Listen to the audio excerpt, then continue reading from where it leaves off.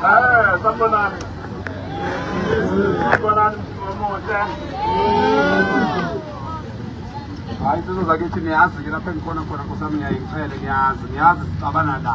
Cela siphumule igqoko kunenkosi phakathi kwethu. Ngiyacela sizoyifaka khona manje nje ngiyazi ilanga liyashisa abanye bagundi amashisa isiqoko. Manje ilanga lishisa isikhumba ngqo. Cela siyikhumule igqoko naleya ndoda esemuva iyangizwa njalo. Phumula isiqoko wendoda. Kunenkosi phambi kwethu. Ayifuni. Oh hey. Nawuthi wanhle. Amalungelo. Sicela insizwe ingakwazi ukuhlonipha ikhumule igqoko sicela ikhumule igqoko kunenkosi phambi kwethu. Sikwejwayele lokho bafowethu. Siqale ngokuhlonipha wethu amakhosi ebese sihamba ke siyohlonipha izwe lonke. Kodwa uma uqale ngokuhlonipha egcekeni usuke wenze kahle. Siyathokoza nabendlovu.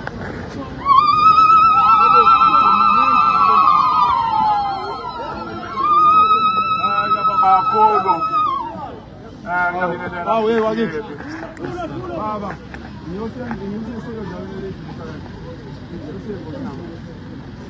Ngiyabingelela Mdidiyeli phakela umthakathi nethimba lonke ohamba nalo iy'nduna zonke zesizwe zakithi ey'khona abantwana baseNdlunkulu esinabo umhlonishwa umeya amakhansela onke akhona phakathi kwethu namhlanje osomabhizinisi bakithi abakhona izizwe zonke zamakhosi ezikhona lapha phakathi kwethu njengoba ke silapha sithi siyisizwe sasemsinga sizodlulisa ilaka lethu njengabaholi bendawo abaphethe izizwe ekutheni namhlanje sizodlulisa umyalezo wokugcina ngoba lo mkhankaso we-March and March usunonyaka nenyanga eziyisithupha uqalile izwe lonke so okwenza namhlanje sibe la sizodlulisa ilaka lethu njengobuholi nanjengezizwe ukuthi abantu bokufika bangenazo imvume zokuba lapha nabangenawo amalayisensi okutrade amabhizinisi abo esinawo la sizothi mabahambe abahambe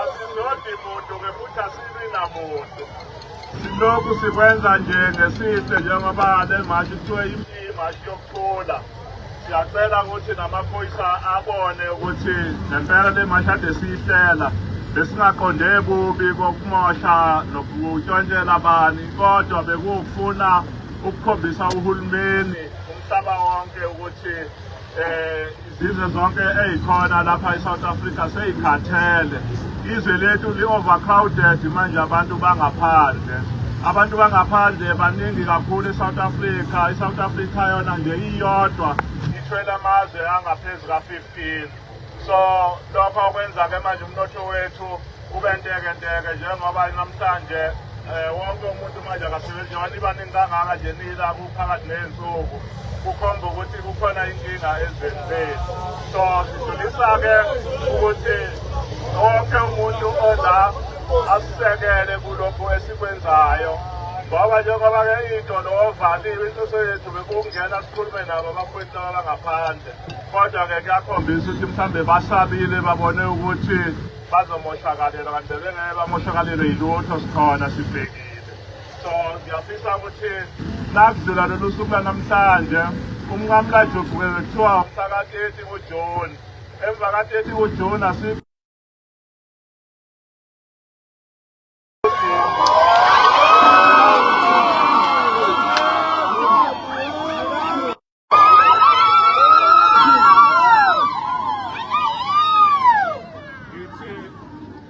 njengenkosi yalapha ebathenjini asikho isitolo eso-operator esingenayo ilayisensi yo-operator kubantu bangaphandle njengoba ngila abanye bazohlangane nami iy'tolo kunazo ngizoqala kuzo ukuthi abafowethu abengibaqashisele amabhilidi lawa ami ibona esiqala ngabo ukwenza isibonelo ukuthi nako ukuthi amabhizinisi abo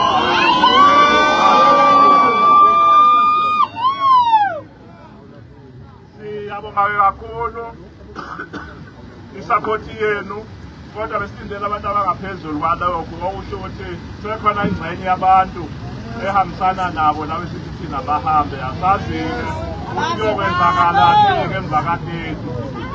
Ngathi ngiyobe ngingasakwazi kusho lutho. Njengoba ngithe angibize umdidiyeli uNdabandaba okuyena akaqalela oluchungechunge iSouth Africa yonke. Akakayiqedi-ke nokho insuku sezincane ey'sele ngoba uMamlajuba usungeviki elizayo. Sesibe nenhlanhla-ke nathi la eMsinga ukuthi-ke afika. Akekho umuntu oyothakaza ukuthi ngasho njengenkosi yala ukuthi mina hayi sengithe abahambe abantu bokufika abalapha ngokungemvume.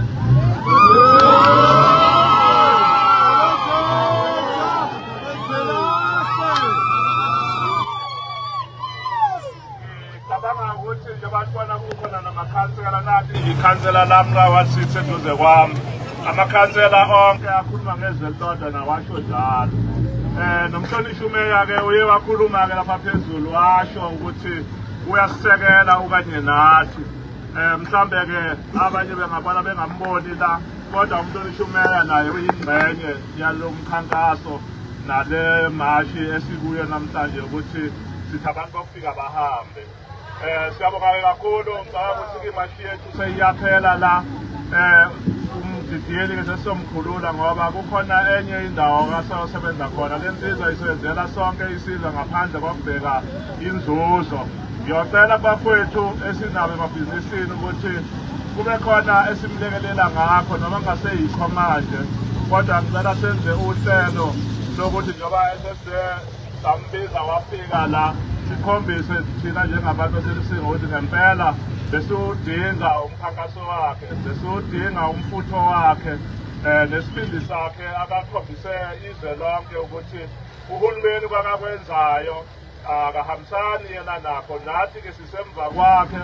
Sithi-ke uhulumeni-ke sizwile umongameli wezwe ekhuluma, kodwa ukukhuluma kwakhe ukhulume wawumuntu obhudla amawa. Asizwanga ukuthi uthini la ebantwini bokuhamba ukuthi uthi abahambe yini naye noma ukuthi yena ufisa ukuthi abalungisele amaphepha. Sithi-ke njengoba-ke umongameli bathi ukhulumile, mina njengenkosi sibathenjini akakushilo angikuzwanga kahle, yingakho ngiphumela obala.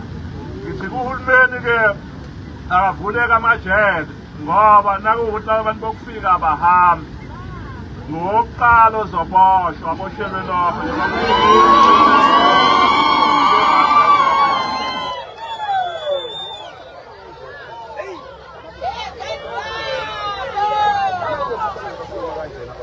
Ngiphinde baphoyisa nani nikhona ngithi ngokuqala okufanele nimbophe nakuwukuthi abantu bokufika la kule ndawo yami abahambi.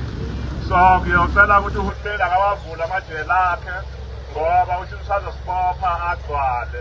Ngalawo mazwi nje amafishane ngidlulisa umyalezo-ke kwabajwayelene nabo nabakhanjwe yibo ukuthi basho ukuthi ayisefike ekugcineni. Kusele nje iviki elilodwa umuntu naye ahamba aye ngakubo. Ngiyabonga kakhulu.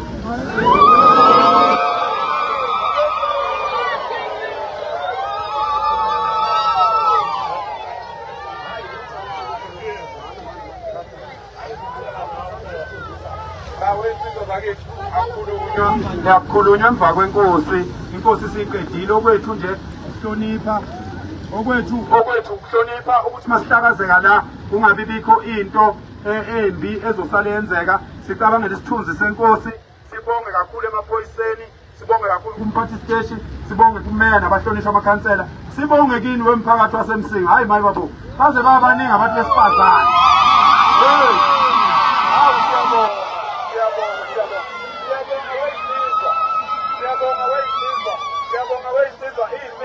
Njengoba abantu besifazane bebaningi kangaka Nkosi yesizwe, sithe insizwa zaseMsinga, insizwa nensizwa izoza nengane yayo, izoza nomfazi wayo, izoza nentombi yayo. Siyabonga weyinsizwa ukuthi makuliwa nibalethe laba bethu bese bezobuka ukuthi singamadoda sisukumile ukuze kungezukuba bikho lokhu ukuthi amadoda avilaphe.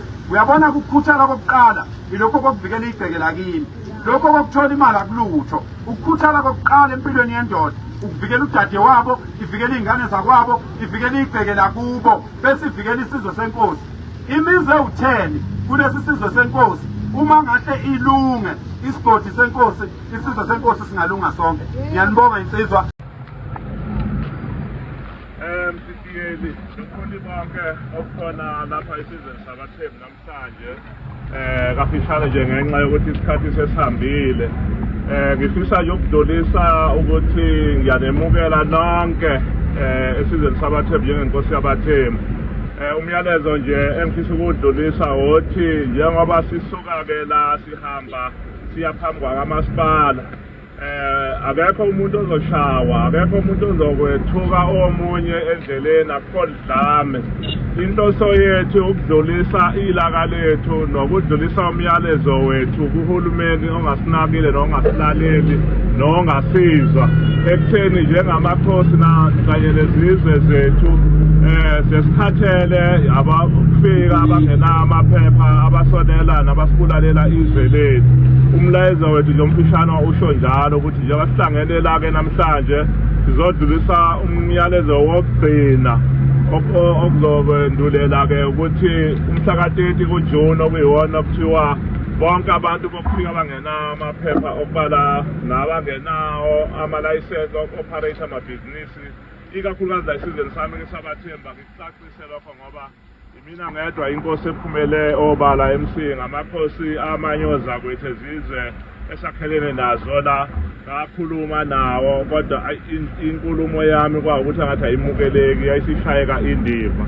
Kodwa-ke zikhona ezinye izizwe ethe sifisa ukusijoyina zibe yingxenye yethu. Njengoba sisuka lana nje siya lapha kamasipala, ikhona imithelela yezizwe ezofika isijoyine, kuyisizwe sasemabomvini, isizwe sasemantungweni, mhlambe nezinye izizwe ezizobe zikhathalele ukuthi izwe lethu sililungise kabusha, ngoba inhloso yethu ileyo namhlanje ukuthi sifisa ukusho ngazilinye siyisizwe ukuthi abantu bokufika sicela beke bebuyele emakubo, sisale silungisa kahle izwe lethu laba bafikela ngokungemthetho, ngoba abanye benu manje basakwazi nanokuthi bathole amathuba abafanele njengabantu base-South Africa. Emakliniki sibhidana nabo, yonke indawo manje sisherisha nabo, kanti izwe lethu li-overcrowded ngabo, ngoba i-South Africa kuphela emukela abantu bamazwe ahlukene njengoba kwenzeka kuleli izwe lethu. Kwamanye amazwe ngeke uzokufice lokhu. Mdidiyeli-ke ngicela kokunikeza-ke ithuba nanti ibutho lakho ozosebenza ngalo. Besikade siceleleke nomhlonishwa umeya njengameya yethu yala eMsinga, nayo ethi iyasisekela njengomsinga futhi njengomuntu koyilunga lalapha eMsinga nohola futhi bona laba bantu ngokamasipala ukuthi abe nezwi nje angalisho umhlonishwa wethu umeya, bese sizokwazi-ke ukuqhubeka nohlelo lwethu. Uhlelo lwethu-ke luthi iy'tolo ezivaliwe asingeni kizo, akekho futhi umuntu ozofuna ukuvula isitolo ngenkani.